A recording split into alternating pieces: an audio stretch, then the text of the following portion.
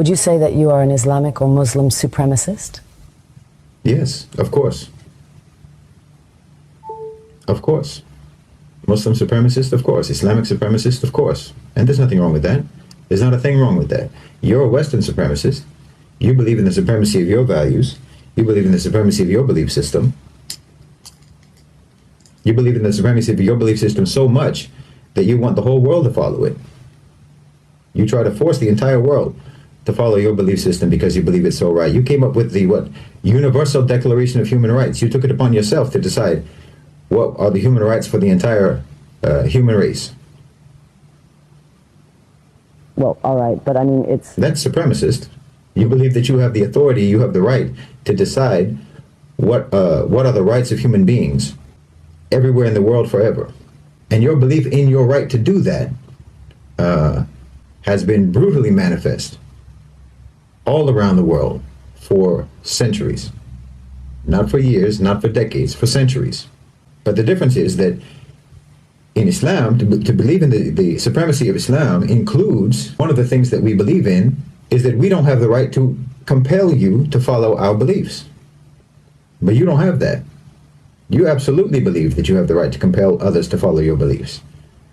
And the entire 20th century, and forget that, the 19th century, and as long as anyone can remember, is testimony to the fact that you believe that you have every right in the world to force all of the people in the world to follow your belief system. That you have the right to impose that on people. And people all over the world, in Africa, in Latin America, in Asia, in the Middle East, everywhere in the world can testify. You absolutely believe that you have the right to compel people through force, through invasion, through occupation, through colonialism, through imperialism, through extremely coercive economic policies. But Muslims, we don't believe that we have the right to impose that. We believe lakum dinukum waliya din. To you your way, to us our way. To you your deen, to you your belief system, your way of life, your lifestyle, your approach to the world, and to us ours. That's part of our belief. So our supremacist nature about Islam includes the fact that we don't have a right to compel you to follow our way. We believe that our belief is superior. And we believe that anyone who follows that belief is following a superior belief system. And of course, I fully believe that following Islam is the best way for any human being to live their life. And the perfect set of laws, the perfect set of ethics, the perfect set of morals for any individual to follow and for any state to follow. Being a Muslim supremacist isn't racial. Muslim isn't a race, it's not an ethnicity, it's a belief. And we absolutely believe in the perfection and superiority of what we believe in.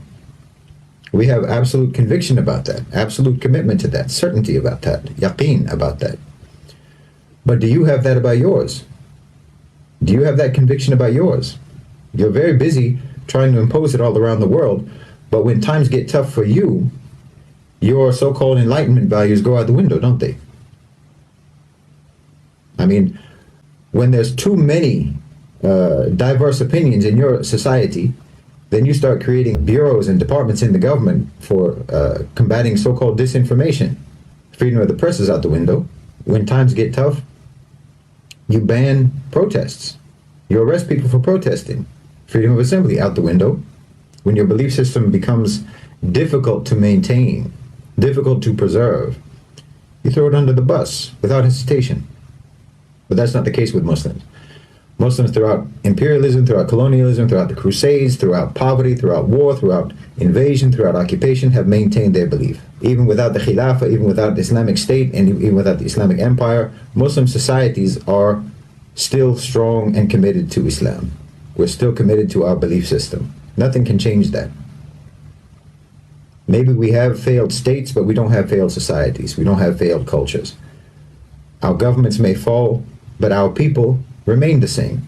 Our people remain committed to the same values, to the same morals, to the same moral laws, regardless of whether there's a government over them to enforce that. But that's not the case with you. Even though you're trying to impose your value system all around the world, when things become difficult in your own societies, you abandon your principles, you abandon your values. They're insufficient for preserving the security and the stability and the tranquility of your societies. They're insufficient. They're inadequate for that.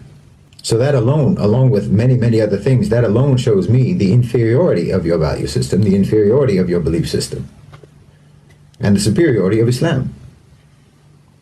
And your belief system, your enlightenment values, are extremely selectively applied in your society throughout your history.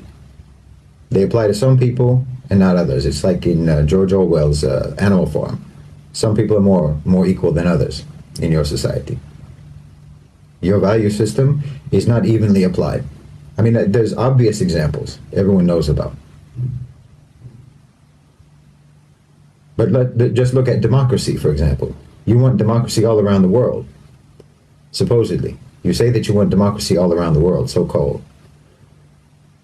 But you don't even apply democracy. Let's just, for the sake of argument, let's pretend that you have a democratic system in the United States, and it's an actually healthy, functioning democratic system, which is obviously not the case. But let's just, for the sake of argument, pretend that it is. You don't believe that democracy is important, for example, in the private sector. You don't believe that businesses, that companies, that corporations should be democratic. Your belief in the supremacy of democracy does not extend to the private sector. Corporations don't have to be democratic, do they? In fact, corporations are sacrosanct. It's sacrilegious to say that there should be any intervention in the private sector to make it actually accountable to the population, accountable to the public, accountable to the workers. And anyone who even talks about something like that, anyone who even suggests that companies and corporations should be democratic, will be persecuted. I mean, look at the struggle that organized labor had in the United States. Coal miners were literally bombed from the sky when they tried to organize and secure their rights and have some kind of democratic representation with the coal companies. When just now, when the railway workers were wanting to strike for better wages, for more humane working conditions, more rational and reasonable and fair workloads that would actually help to guarantee the safety of those trains, Joe Biden and the government prohibited them from striking. Where's the democracy? Because you don't mean the things that you say. You don't mean the values that you espouse. You don't mean it. If you meant it, then you would apply it across the board. You would apply it to everybody in all institutions and all dimensions of your society. It would be applied everywhere, but it's not. Democracy doesn't belong in the workplace. Democracy doesn't belong in the company, in the business, in the corporation. And no one's even supposed to suggest that it should. That's an inferior belief system. It's inadequate. It's inadequate for building a civilization, for building a cohesive society. Because look, the only group identity, the only sort of group identity that makes any sense at all, it's not racial, it's not ethnic, it's not nationalistic, not even based on language or shared culture or shared heritage. None of that makes any sense as a shared group identity. The only thing that makes sense is shared belief system. That's the only thing that makes sense as a group identity from which you can build cohesion and camaraderie and brotherhood and solidarity between people. Only belief system. You can have a certain skin color and have nothing whatsoever in common with other people who have that skin color. You can have the same language and certainly have nothing in common whatsoever with someone who speaks the same language. You can, I'm German Irish. What do I have to do with all of the other people in the world who are German Irish? Just because we're German Irish? We have nothing in common. And yet I have more in common with a Muslim from Mali, with a Muslim from Indonesia, with a Muslim from Morocco, with a Muslim from China, from Chechnya. I have more in common with them immediately, instantly, effortlessly. We have the same frame of reference. We have the same moral code. We have the same belief. We admire the same people. Our heroes are the same heroes. Our role model is the same role model. I have more in common with them than I have with someone whose belief system is different from mine, but who looks like me, or who speaks my language, or who comes from my country. That doesn't create solidarity, and there's no reason why it should.